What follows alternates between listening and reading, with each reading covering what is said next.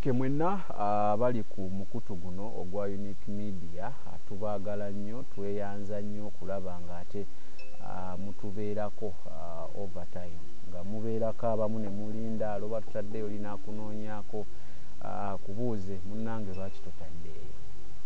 Tubaagala nnyo abalayikinga ne bakomentinga ne basharinga.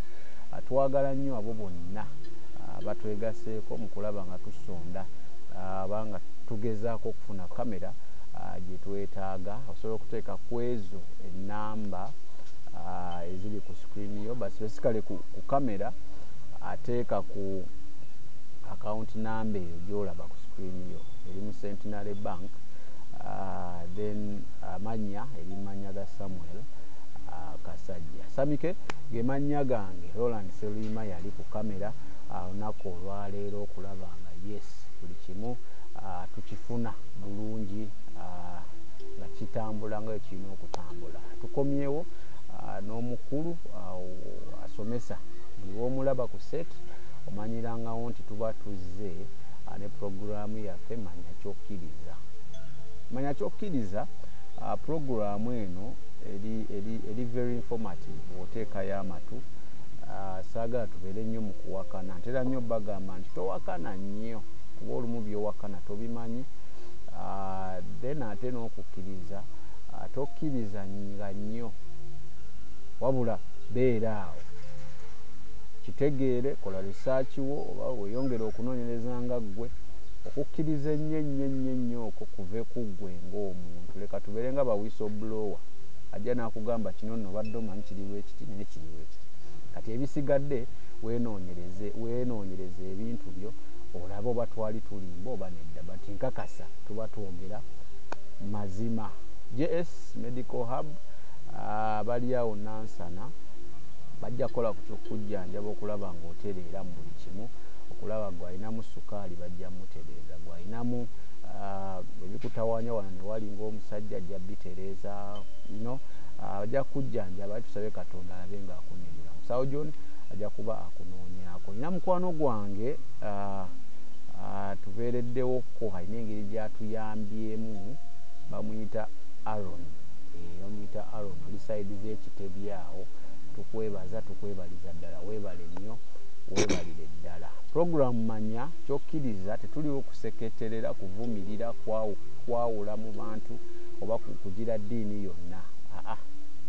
Enzikiriza yonna zonna tuziwa ekitiibwa bayirawo kyova olaba ne tuba tuzidiscussingako with that respect.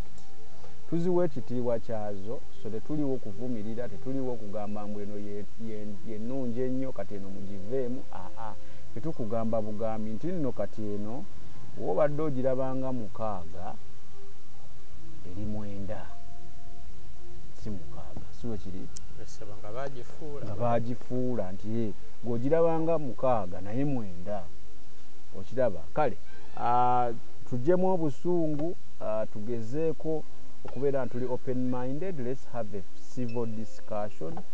Leka tubeere nga ate tudiscussingira ku principle comments zibeere on principle. Kiki tuliko ky'oba otambulirako towemula tovuma toseketerera because sigwe mulamwa gwa channel eno ogwa Unique Media. Kale njagala osooka obuuze ku bantu then tugende deep into the discussion captain. Abantu ba Katonda yonna gye muli mbalamusizzaako era ne mbatumira ne mbasaba okubeera okuwuliriza obulungi kubanga sina kifo mwe mpita muntu kujja nti ave mu ddiini ye agende mu ndala ate era mulaba emyaka gyange gigenzeeko kubanga Mukama atera nnyo okukozesa abantu abakulu kubanga tuli bakkakkamu. Abakulu mulimu abakulu abakambwe siga okay it's not a rule nti naye tuli bakkakkamu lwa nsonga nti oba oyise mu bintu bingi nze kyesaafuna kati sikisuubira kati mba nsigazizza Katonda neteekateekera bulamu buli obuddako obwensi eno mbulozezzaako byenfunye mbifunye byesifunye sigenda kukola kyobsijja bifuna kakati kirungi nnyo kyenyamba nnyo okusigala kuki kubeera ku mazima kubanga mukama waffe yagamba nti munoonye amazima kubanga amazima gali bafuula abaaki ab'eddembe ekirala kyenjagala okwogera nti ebiro n'emirembe bikyuka waliwo bronze age iron age nwabaayo age of the great awakening reformation kakati tuli mu mulembe gwe bayita information age information kitegeeza okumanya so kakati ebintu bingi ebibaddewo nga tetunaba kutuuka mu information age so wabaddewo obutamanya bungi nnyo ebintu ne bikolebwa era ne biwangaalawo ne biwangaala ebbanga ddene naye nga byonna biri mu bukyamu so kakati waliwo ebintu ebitagenda kusukka information age nga birina okukoma mu kubanga kati bibadde ebikusike byonna ebyakyusibwa ebyatondebwawo nga tebyalina kubeerawo akaseera katuuse bikole ki bimanyike so kakati ensi yonna eno ensi n'okujjula kwayo bagamba byaki bya Katonda so Katonda mwene nannyini nsi eno avaayo n'akozesa abantu nga nze okuleeta okumanya eri abantu be so kakati bwe bw'obanga obadde oyina ekintu ky'omanyi era ng'olina bw'okimanyi sooka owulirize kino ogezeeko okugattagatta ffenna tuli mu nsi eno era tuwulira ebintu bingi naye bwe nzija ne nkugamba olina okugatta ebintu bye nkugambye biba nga 5 n'ojjamu omulamwa oba ekituufu naye bwe biba nga tebigatta ogamba walina okubanga waliwo ekitali kituufu nga bwe twayogera mu ntandikwa ebintu bibiri mwenna temusobola kuba batuufu ku kintu kyekimu waliwo omutuufu nekubaako omukyamu oba mwenna muba baki bakyamu mwenna temusobola ba batuufu tekisoboka so kakati ekituufu ekyo kyetwagala okuleeta mu maaso ate nekirala era bagambe nti information eno watuli mu information age information tebagikaka oli wakuwa information woba togikkiriza it is okay move on genda tuwulira ebintu bingi owulira ebintu ebikukwatako naye n'olwana na buli omu so kakati abantu naddala abaddugavu bannange okimanyi nti eddiini eziri wano zonna ngwira abayindi balina eddiini zaabwe nga bba abayindi era abatandikawo eddiini ezo zonna baali bayindi abachina balina ezaabwe abawarabu balina kati eno obuyisiraamu yaabwe era buli atandikawo eddiini abeera wa ggwanga eryo era bamuwa ekitiibwa girawo ddala kano mu discussion yo mwetugenda otutandikira bayeka oba sima oba twakikoonako mu ntandikwa brief introduction of religion eddiini kyeki eddiini yes kati waliwo ebintu nga Oluganda kati local languages nga ziri corrupted kwegamba nga zayingirwamu ennimi engwira naddala zino zetusomeramu our languages of instruction nga ekintu kati nga seeti kyeki mu Luganda kakati eddiini ye set of beliefs ekkuŋŋaanyizo ly'ebintu abantu bye bakkiriza nga seeti ogamba obuyisiraamu bukkiriza kino na kino na kino na kino na kino obukatuliki bukkiriza kino na kino na kino na kino zeddiini kakati ze bayita enzikiriza doctrine zenzikiriza n'enjigiriza kubanga gwe ayiga eddiini baba n'ebintu bye bakuyigiriza oyiga oli byeyaseetinga byajja okusomesa era byolina otambulirako kakati ebintu ebyo byajja nga tetumanyi nja kuwa ekyokulabirako eddiini zino obusiraamu bwe bwasooka okujja wano obusiraamu bwatuuka wano emyaka tegimanyiddwa naye olw'okuba bwali informal. Omuzungu agenda okulinnya ku lukalu lwa Africa okutwala abaddugavu mu buddu ng'obuyisiraamu bumaze emyaka 7 nga lutwala abantu baffe wano, emyaka 7 nga abasiraamu batwala abantu baffe mu buddu. Era waliwo ennyanja gye bayita the Arabian Sea eri mu Gulf awali Kuwait, Iraq, biki waliwo babimba bakwita kubimba neyingira mu mugogo gwe bayita Euphrates, Tigris ne Euphrates. Jjukira nti amazzi gali ag'ennyanja ezo Ocean ne Sea ga munnyo kati gayingira ku ttaka, ekitundu kisinga ne Uganda obunene.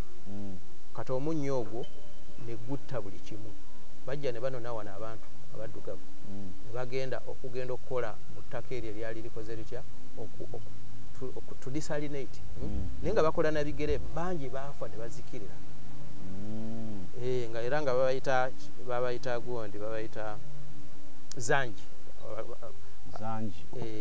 nga bantu baddugavu. Naye abasiraamu tebaleeta wano education. Omuddugavu yasigala ayambala mbugo biki tewaliwo ssomero, tewaliwo ddwaliro, tewaliwo ki. So naye nga eddiini yaliwo ezengwira. Kakati Christianity nejja, obukristaayo, obuprotestanti, biki luvannyuma wano tezinaweza na myaka 15. Lwe twasembayo okushuutinga twali tuwa insights ku biki ebijja okubeera mu puroguramu eno. Era bingi bye wakoonakoonako abantu nga babyesunze okubimanya in detail. Mbadde nsaba since ne mu insights twasooka bayisiraamu n'okubeera buno obubaka Katonda bwe yakuwa tutandike n'obuyisiraamu. Tutandike ne Nabbi Muhammad yani because watugamba Nabbi Muhammad yali tayitibwa Nabbi Muhammad okusinziira ku bigambo by'empiso gye zasembayo. Katandikira awo lwaki bamutukale okusinziira ku gwe woogamba nti yali Ibn Abi Kabisa yava ku kyotutumibwa Muhammad. Lwaki? Era tutandikira awo, who is Muhammad? Nabbi Muhammad. Kakati omanyi bw'ova eri n'osuulawo ekintu kisamaaliriza abantu, okitegeera. Singa nva eri nenkugamba oba nensuulawo ekigambo, omanyi okusuulawo ekigambo, naye omuntu bw'omunnyonnyola empolampola ayinza okukola ki? Okutegeera. Kakati singa ngamba nti Yesu ye yali Muhammad, abantu bayinza kunkasukira mayinja. Bajja kugamba omusajja abadde kyono nti temulina bantu bakuinterviewinga okuleeta abalalu. Oyo mulalo talina makulu. Naye kale wuliriza, ekigambo Muhammad kirina we kiva. Kwegamba kitiibwa. Muhammad kitiibwa. Kiringa omuntu bwe yaliga nti kabiite. Kabiite kitegeeza ki mu Luganda? Kabiite wange ntera okukiwulira. Kabiite oli abatawaana mwagalwawo. Kyekyo kyennyini. Kabiite kye kitegeeza. Era bw'ogenda mu Bayibuli emyaka 1000 nga ne Yesu tannazaalibwa mwalimu Muhammad mu Bayibuli. Yes. Naye nga kigambo kya Lwebrania, it is in Hebrew. Kati bw'osoma Hebrew Bible n'osoma Songs of Solomon, essuula eyokusatu, boogera ku musajja muganzi wange oli bwati olinga goldi olinga biki, bakozesa ekigambo Muhammad. Yes. Bw'ogenda mu Isaaya 11 boogera ku Mezaayo omulokozi agenda okujja nga ye Muhammad. Mesaya agenda okujja bagamba ye Muhammad mu Bible. Amanya mangi. Kakati abantu balina okutegeera nti Obusiraamu bwe bwajja bwakyusa ebintu bingi. Kakati waliwo ennimi ze tuyita eziri mu group gye bayita ba Semites. Abava mu Seemu mutabani wa Nowa gwe bayita Seemu. Babayita ba Semites. Mwe muli Abawarabu oba olulimi Oluwarabu, mwe muli olulimi lwe bayitanga Syriac, olwo bayitanga Aramaic, mwe muli Oluebrania, Hebrew, ezo ze singa obukulu. Naye kakati Abasiraamu bwe bajja nga baadisolute bagezaako okuzikiriza ennimi ziri naddala kati ng'olwo Aramaic. Naye ng'ate lwe lwali lingua franca, lwe lwali olulimi olwali lwogerwa mu bbendobendo lya Luwarabu. Ennimi ezo olulimi olwali lusinga obukulu oba okwogerwa emyaka egisinga baali baluyita olulimi olwo Aramaic. Nga luva mu ggwanga lye bayita Aram. Kaakati olulimi olwali lwogerwa e Iraq, present day Iraq. Agana amawanga mujjukire nti amawanga gano mapya. Naye ebiseera bye twogeramu amawanga ago tegaaliwo. Gano geetuumye kusinziira ku mawanga agaaliwo emyaka giri. So kaakati waaliwo eggwanga lye bayitanga Aram. Assyria, not Syria. Assyria. Baganta Bwasuuli mu Bayibuli. Wabangayo Midiani. Ne wabeerayo amawanga amalala ag'amaanyi. Owulirayo ba Akites, ba Hittites, ba Amorites, gonna gabeera integrated into Abasamaliya. Okitegeera kati amawanga ago gonna gaali googera ennimi zifaanagana oba zaagala okufaanagana. Kiringa kati Omuganda, Musoga, kudda wali ewaffe wali Bagwere, Bunyoro, Lunyoro, Lutooro, Lunyankole, Lukiga, Lunyakitara zikwatagana. So kaakati ennimi ezo zaalina ze tuyita alphabeti. Buli lulimi nga lulina alphabeti. So kati mu biseera bino bye twogererako mu myaka gyonna okuva emyaka nga 800 nga Yesu tannazaalibwa okutuusa mu biseera bino emyaka nga 1500 olulimi olwali lusinga okwogerwa mu bbendobendo ly'Abawarabu lwali lwa Aramaic. Ne Yesu yennyini Mukama waffe yali yayogera lulimi lwe bayita Aramaic. Yesu? Yes. Yayogera lwa Aramaic. Olunaku olulimi olw'Ebbulaniya lwali lwa mu kanisa, lwali lwa buweereza. Abantu ba bulijjo bayogeranga nnimi ndala. So baasigaza kimu kyokka. Kati nja kuwa example ya ewaffe wano. Tulina wano abantu constitution ya Uganda listinga ekabira oba amawanga agali mu Uganda ne listingiramu Abanyarwanda. Abanyarwanda ng'abantu Bannayuganda. Naye amawanga agasigaddeyo gonna bw'obuuza omululu avaawa waliwo ekitundu ajja kugamba West Nile, Zombo, Pakwach, Nebbi. Omumadi avaawa ava Jumani, Moyo. Omukaramoja avaawa ava Kotido, Moroto. Nze Omugwere nvaawa ajja kugamba Budaka, Kibuku. Naye Abanyarwanda bw'obuuza bo bavaawa. Okitegeera naye ate nga amazima gali nti Abanyarwanda senga nga wabaza Abanyarwanda abali mu Uganda basinga n'amawanga ago genjogerako abantu obungi. Naye ng'ate boogera nnimi eza wano. Abali mu Buganda era abasinga bali mu Buganda. Masaka yenna kunjagala. Omuntu omubuuza n'akugamba nze Kayondo, nze Serwadda. Naye ng'omuntu muki? Munyarwanda. Era bw'oyita Abanyarwanda ojja kufuna aboogera Olusoga, ojja kufuna aboogera Oluteeso, ojja kufuna naye nga baki ethnic Banyarwanda, naye nga they are localized, they are residents of Uganda. So kaakati similarly Abayudaaya bano batambula nnyo mu bbendobendo lya Buwarabu. Abamanyi story ya Babiloni, Nebukadineza kabaka yajja n'alumba Buyudaaya n'atwala abantu abagezi, abayivu, abakugu n'abatwala Babiloni azimba obwakabaka bwe. Era baamalayo emyaka 7 nga Nebukadineza yennyini yafa. Kabaka Siraasi n'abagamba bakole ki? Bakomewo. Abakomawo be baali abatono abasinga basigalayo kubanga olwedde baali bagagga baali nga bazaalibirwa eri boogera nnimizi eri kati nga tebalaba ate ng'eno gye badda nga si watebenkevu kakati abantu abo be bavuddemu obuyisiraamu actually be bawandiika obuyisiraamu eddiini y'obuyisiraamu kati beeyambisa abawarabu kubanga mu kaseera kano ketwogereramu abawarabu lwe basitukira kuba ab'amaanyi naye nga abawarabu the word Arab means desert dwellers basulanga mu tente abantu baberanga mu ddungu naye nga bangi nnyo stretching okuviira ddala eno Yemeni Omani Qatar paka eyo yonna northern Iraq so kakati nga it was a very big fighting force ate nga bali batono naye bali be baali abagezi nga be bakulembeze be bafuga be basomi be bayivu be bajiini ge majiini gali ge twabadde tukola ki getwayogeddeko so kakati ekigambo Muhammad kiva mu lulimi lw'Ebulaniya nga kitegeeza kabiite omwagalwa agulumizibwa the praised one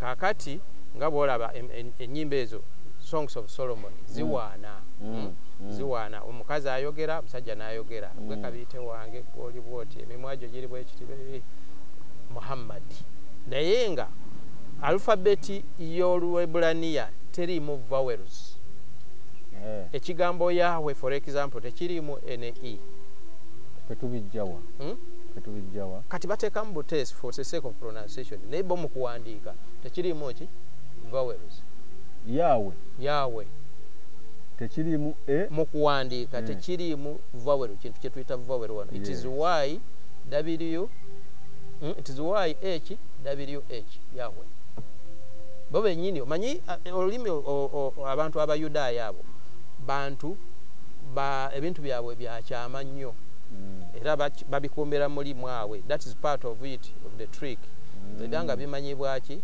babenga bo be babitegeera bakola ki babitegeera so n'ekigambo kino baali bakiyita MHMD kiwandiikibwa MHMD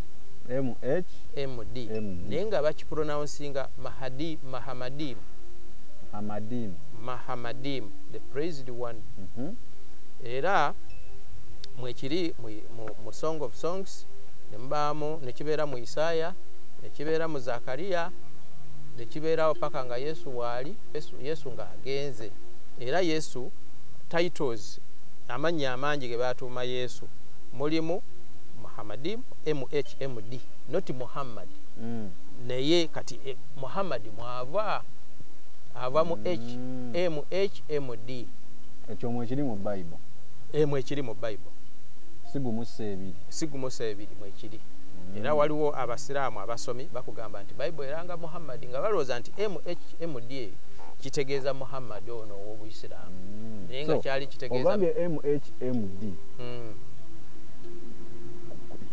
linnya lisuuta muntu sikitegeeza osobola okugamba bwe bali bakipronouncinga batya Mahamadim Jonathan yes era kyali Yesu baali bamuyita Mahamadim Yesu Mahamadim kyovola banti kitiibwa nga olaba Jeno yes kitiibwa Jeno gundi Mahamadim Roland mukama waffe Yesu Kristo oyo omwagalwa kusuuta kujwanjawaza so kati Yesu si ekigambo Muhammad bano they Islamicized it ne bakifuuka kigambo kya Buyisiraamu nti muntu bamuyita Muhammad. How does it change from Mahamadim? How does it change kati from Mahamadim Lwebulaniya Muhammad Buyisiraamu kati Abayisiraamu bakyusa buli linnya eriri mu Bayibuli bakyusa buli kintu ekiri mu ki ekyabayudaaya ne bakifuula sina kya Luwarabu wabula kya Lusiraamu. So we are taking Islam as something different from Arabic. Olulimi Olwarabu twayogera luli tuga nti baawule eddiini ku ggwanga.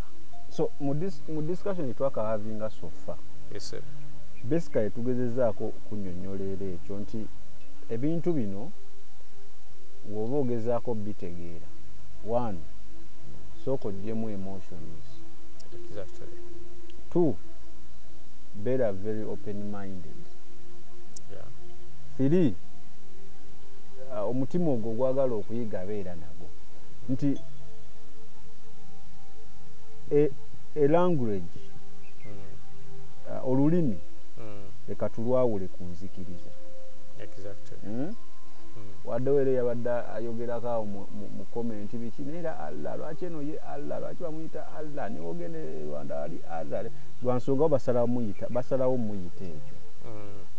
Tebaayagala gino naye nga Allah watugamba mu Luwalabu kitegeeza Katonda. Yes. Era n'otugamba nti waliyo Abawalabu abatali basiraamu nabo Katonda bamuyita bakkiriza mu Katonda era bamuyita Allah. Era bagamba Allah yatuma Yeshua. Omwana Yeshua omwana wa Allah. Omwana wa Allah. Those are Christians nga Bawarabu. So that is a language.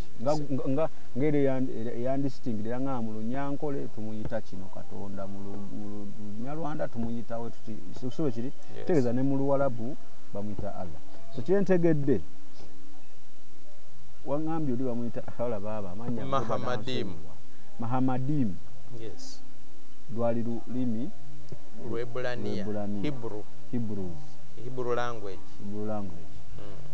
Kati bano ne bakikyusa ngaye bakwata Isa ne bagamba Yesu nti Isa Adamu bamuyitani Adamu era Adamu ne bakyusa amannya Eva ye kawa webityo. So bakyusa ekya Muhammad natera Muhammad ogambye kyo n'omuwalabu tekiriyo nakyo tekiri anti kakati kino gye kiva wano we kiva mu abbreviation eyo gye bayita MHMD ng'estandinga for Muhammadim. Nja kuwa for instance mu research records tulinawo omuntu eyawandiika n'agamba nti nga describinga kubanga Abawarabu bano bwe begatta batandikanga abayeekera bajjanga bayeekera kubanga abeddiima ku bakama baabwe ab'Epaasia nga batuuka ku kyalo nga batta abantu babatematema bakoza nga bawambawo bonna nga babalagira okukola ki okubagoberera. Kakati eggwanga lyalimu kwegamba okwekanga kw'amaanyi nnyo tebamanya abantu ababawa erinnya nga bayita ba Saracens. Era olaba wano waliwo group gye bayita Saracid bakiva okwo bayita ba Saracens kwegamba ng'olaba bulabi group abali abakulu wano Abanyarwanda abediima okugenda ewaabwe twabayita Banyarwanda naye nga tutumanyi who is there among those rebels. Abano M23 owulira bulizi group naye nga tomanyi ani abakulira abakibiki byama byabwe.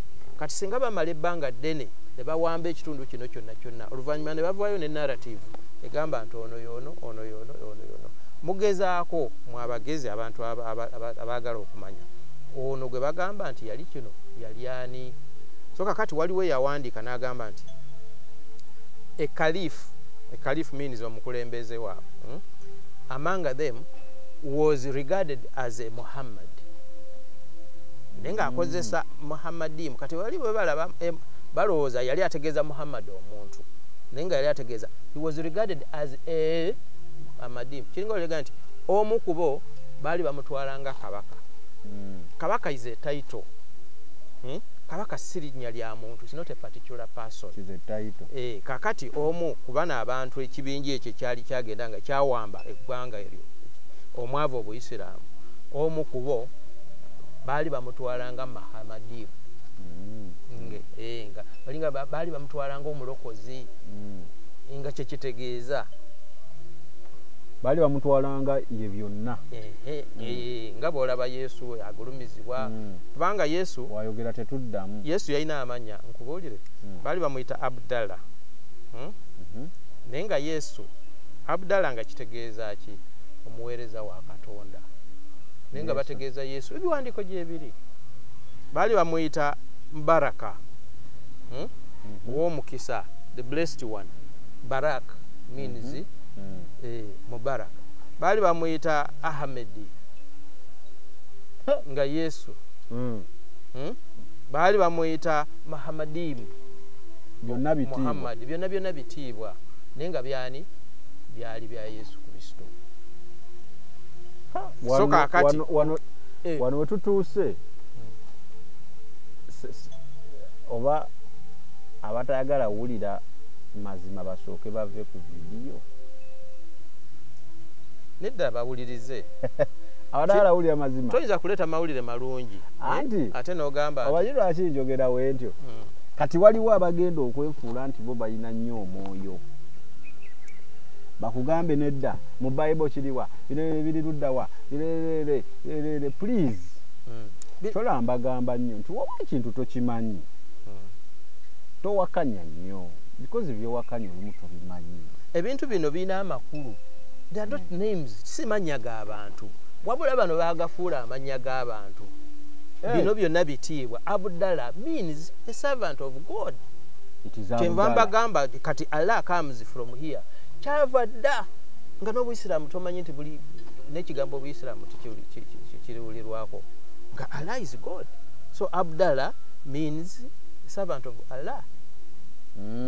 Muweereza wa Katonda era yali taito ya Yesu Siriya wonna ne mu makyaki bamuyitanga Abdallah n'ebiwandiiko gyebiri nga Yesu ye Abdallah. Yes nga ye Mubarak. Yesu ye Mubarak. Yes ye Ahmed. Yesu ye Ahmed. Yesu Ahmed. Yes Ahmed kitegeeza Ahmed oyo asuubirwa era ye Masiya the Messiah. So these were titles. Not names. Kati kusaawa eno bwe gabanga manya abantu balina okumanya ate kati no mu Buyisiraamu bubuwa meanings y'ebintu bino nga zezo zenyiri. Okay kati tweyongereyo tutuuka tutya ku kulwana kuno kogambye okwetematema ngono yabakulira era motive yali ki? Kakati tulina okutunulira waliwo kye tuyita geopolitical situation geographical political mu biseera ebyo ne history. Ebbendobendo lye twogerako ddene erya Buwarabu. Kakati ebbendobendo lya Buwarabu lyalimu obwakabaka bungi oba tubuyite chiefdoms oba fiefdoms zaali nyingi. Kakati bwe tudda mu byafaayo ebyawandiikibwa Abayudaaya bye basinga okutuwa ebyafaayo gali amawanga amalala ebyafaayo byago tebimanyiddwa nnyo. So kati abantu bangi nnyo beesigama nnyo ku by'Abayudaaya kubanga bye biri mu Bayibuli ate bye bisinza okukola ki okubaawo ebbanga eggwanvu. Kati tukimanyi nti Esau omulongo ne Isaka bagamba yavaamu eggwanga lye bayita Edom. Kakati Isaka n'avaamu Isirayiri. Waliyo amawanga amalala ngaba kati Luuti yazaala mu bawalabe babiri n'abazaalamu amawanga babayitanga ba Ammonites ne Moabites. Moabu bali mu bitundu ebiyitibwa Jordan. Kati naye abantu abo nakati bafuuka Bawarabu. Kati eno South Sheba mwawulirako Queen of Sheba. Queen of Sheba yali ava Yemen. What is now Yemen? Abantu waliwo endowooza egamba nti Ethiopia naye nga yali ava Yemen. Era abantu abali babayita Saba. That kingdom was called Saba. Sabaeans. Nwabayo Himiara. Nwabayo ba Lakhmids. Kati ngodda esaidi ze Omani. Nwabayo ba Ghassanids Syria. Kakati abo bonna baali Bawarabu. Waliwo akaseera wakati w'omwaka 16 mu 7 paka 10 mu 7 mu 1900 nga emyaka nga 10 abayudaaya bano abakomawo bagezaako okukola obwakabaka era mu byafaayo bawuyita Hasmonean Kingdom. Abakatoliki mumanyi ba Maccabees abakola zi revolts ezo za Maccabees obwakabaka bali babuyita Hasmonean. Awo we wava erinnya lye bayita Hashim. Omusiraamu ali eyo okimanyi nti Muhammad yali ava mu famire y'aba Hashim.